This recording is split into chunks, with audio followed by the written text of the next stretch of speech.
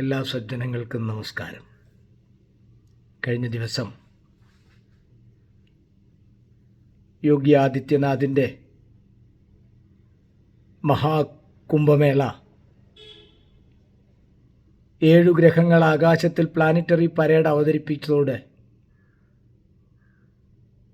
ബുധൻ, ശുക്രൻ, ചൊവ്വ, വ്യാഴം, ശനി, യുറാനസ്, നെപ്റ്റ്യൂൺ എന്നീ 7 ഗ്രഹങ്ങൾ ആകാശത്ത് പ്ലാനറ്ററി പരേഡ് അവതരിപ്പിച്ചുകൊണ്ടാണ് സമ്പന്നമായത്.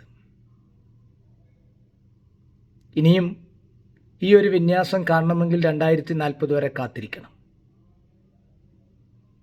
ജനുവരി 13 ഈ മേള ആരംഭിക്കുമ്പോൾ, ഈ കുംഭമേള ആരംഭിക്കുമ്പോൾ 9 ഗ്രഹങ്ങളും ആകാശത്ത് നഗ്നനേത്രങ്ങളുടെ കാഴ്ചപ്പാടിനുള്ളിലുണ്ടായിരുന്നു. ഞാൻ യോഗി ആദിത്യനാഥിൻ്റെ കുംഭമേള എന്ന് പറയാൻ കാരണം ചില സാംസ്കാരിക നായകരും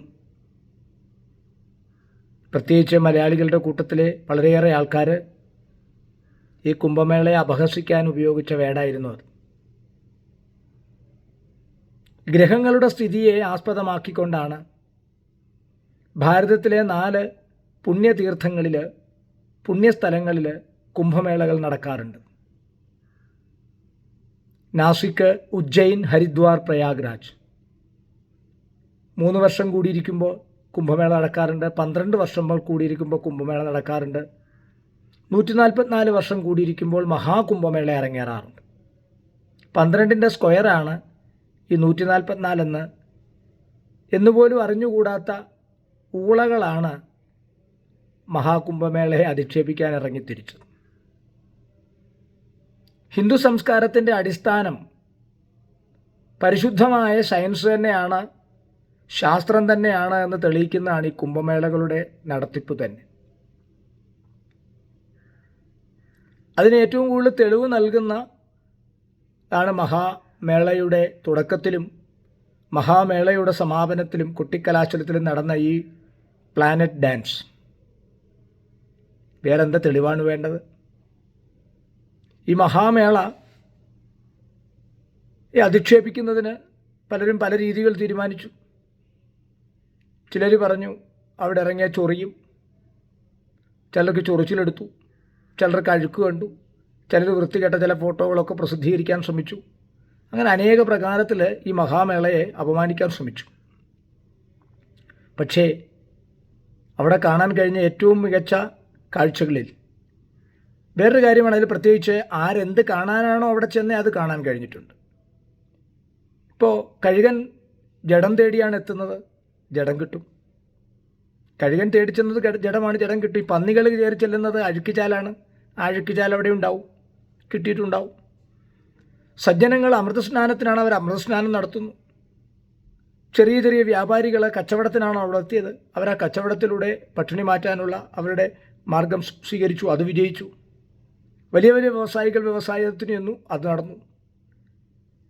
അപ്പം ആരെന്തിനു വേണ്ടിയാണോ അവിടെ ചെന്നത് അതൊക്കെ നേടി. പക്ഷെ ഞാനവിടെ കണ്ട കാഴ്ച, ഭാരതത്തിലെ 62 കോടി ജനങ്ങൾ ജാതി, മത, വർഗ, രാഷ്ട്രീയ വ്യത്യാസമന്യേ, നിറവ്യത്യാസമന്യേ, വർണ്ണവ്യത്യാസമന്യേ ഒരേ ഘാട്ടിൽ ഒരുമിച്ച് സ്നാനം ചെയ്ത്, ഒരേ ടെൻറ്റുകളിൽ ഒരുമിച്ചുറങ്ങി, ഒരേ ഭക്ഷണശാലയിൽ ഒരുമിച്ച് ഭക്ഷിച്ച്, ഒരേ രാമനെ അയോധ്യയിലെത്തി ദർശിച്ച്, അതേ ശിവനെ കാശിയിലെത്തി ദർശിച്ച്, യാതൊരു വർഗീയ ഭേദവുമില്ലാതെ ലോകത്തെ മുഴുവൻ ഒന്നായി കാണുന്ന മഹത്തായ സംസ്കാരത്തിൻ്റെ, സനാതന സംസ്കാരത്തിൻ്റെ അടിസ്ഥാന തത്വത്തിൻ്റെ വെളിപ്പെടുത്തലായി കുംഭമേള മാറിയെന്നുള്ളതാണ് യാഥാർത്ഥ്യം. അതാണ് നമ്മളവിടെ കണ്ടത്. അതുകൊണ്ടാണ് ആ മഹാകുംഭമേള വിശ്വകുംഭമേളയായി മാറുന്ന കാഴ്ച നമ്മൾ കണ്ടത്. ലോക ജനതയെ മുഴുവൻ ആ കുംഭമേളയിലേക്ക് പ്രത്യക്ഷ രൂപത്തിലും പരോക്ഷ രൂപത്തിലും ആകർഷിക്കുന്ന കാഴ്ചയും നമ്മൾ കണ്ടു. ഈ മഹാമേള നമുക്കറിയാം, നാസിക്കിലും ഉജ്ജയിനിലും ഹരിദ്വാറിലും പ്രയാഗ്രാജിലും പാലാഴി മഥന സമയത്ത് അമൃതം കിട്ടിയ അവസരത്തിൽ അസുരന്മാരിൽ നിന്നും മോഹിനി അസുരന്മാർ കവർന്നെടുത്ത അമൃതത്തെ മോഹിനി തിരിച്ചു സ്വീകരിക്കുമ്പോൾ, മോഹിനി വേഷത്തിൽ ഭഗവാൻ സ്വീകരിച്ചു കൊണ്ടിരുമ്പോൾ അതിന് സ്ഥാപിച്ച 4 സ്ഥലങ്ങളാണ് നാസിക്, ഉജ്ജയിൻ, ഹരിദ്വാർ, പ്രയാഗ്രാജ്. അതുകൊണ്ടാണ് അമൃതസ്നാനം എന്ന് പറഞ്ഞത്. അതിൽ കുളിച്ചാൽ ആ സമയത്ത് അമൃതസ്നാനം നടത്തിയാൽ ഇനിയൊരു മരണമുണ്ടാകുന്ന ഒരു ജന്മം നമുക്ക് ലഭിക്കില്ല എന്നതാണ് പരമാർത്ഥം. അതുകൊണ്ടാണ് അമൃതസ്നാനം എന്ന് കരുതുന്നത്. ആ മഹാപുണ്യതീർത്ഥത്തിൽ സ്നാനം ചെയ്യാൻ കഴിഞ്ഞ എല്ലാ സജ്ജനങ്ങൾക്കും ഈ പരമഭാഗ്യമുണ്ടായിട്ടുണ്ടാവുമെന്ന കാര്യത്തിൽ തർക്കമില്ല.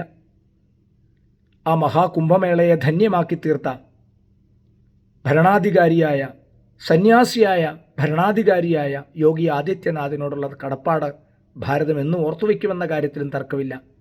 കാരണം 80,000 പേര് ദിവസവും പങ്കെടുക്കുന്ന ഒരിടത്ത് വേണ്ട വിധത്തിലുള്ള സജ്ജീകരണങ്ങൾ ഒരുക്കാൻ കഴിയാത്തവരാണ് 2 കോടി ജനങ്ങൾ നിത്യവും അവിടെ ദർശിക്കുമ്പോൾ, ചില ദിവസങ്ങളിൽ 6 കോടി ജനങ്ങൾ എത്തുമ്പോഴും എല്ലാ വിധത്തിലുള്ള അറേഞ്ച്മെൻറ്റുകളും, അവർക്ക് സ്നാനം ചെയ്യാനുള്ള, അവിടെ തങ്ങാനുള്ള, വാഹനങ്ങൾ പാർക്ക് ചെയ്യാനുള്ള എല്ലാ വിധത്തിലുള്ള സജ്ജീകരണങ്ങൾ ഒരുക്കി ഈ കുംഭമേളയെ, മഹാകുംഭമേളയെ വിശ്വകുംഭമേളയാക്കി മാറ്റിയ യോഗി ആദിത്യനാഥിനോടുള്ള എല്ലാ കടപ്പാടും ഭാരതം ഓർത്തുവയ്ക്കും. നാളെ ഈ ഭാരതത്തെ നയിക്കാനുള്ള കരുത്തുകൂടി യോഗി ആദിത്യനാഥിന് ലഭിക്കട്ടെ എന്ന പ്രാർത്ഥനയോട് ഹരി ഓം, വന്ദേ മാതരം.